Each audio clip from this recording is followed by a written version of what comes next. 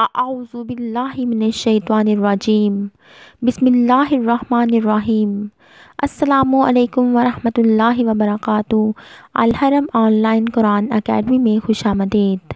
आज मैं आपको दिल की सफाई का एक नबवी नुस्खा बताने वाली हूँ, लेकिन इससे पहले मैं आप लोगों से गुजारिश करूँगी कि आप लोगों ने इस बार अमल करने की कोशिश करनी है और अपने दोस्तों में इसे ज़रूर शेयर करना है और हमारे साथ सदका जारिया का हिस्सा बनना है।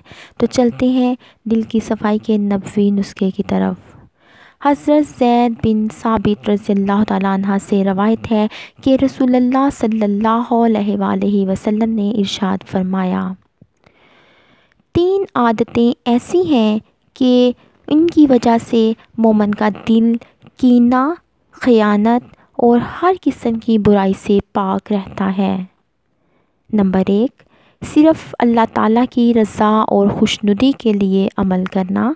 नंबर 2, हुक्मरानों की खैर ख्वाही चाहना।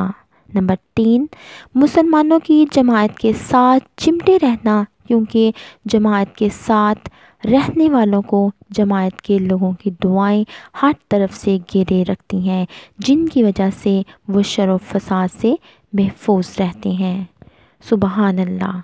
अल्लाह ताला से दुआ है कि अल्लाह ताला हमें दिल की सफाई के लिए इस नबी नुस्खे पर अमल करने की तौफीक अता फ़रमाए ताकि हम कामयाब हो जाएं।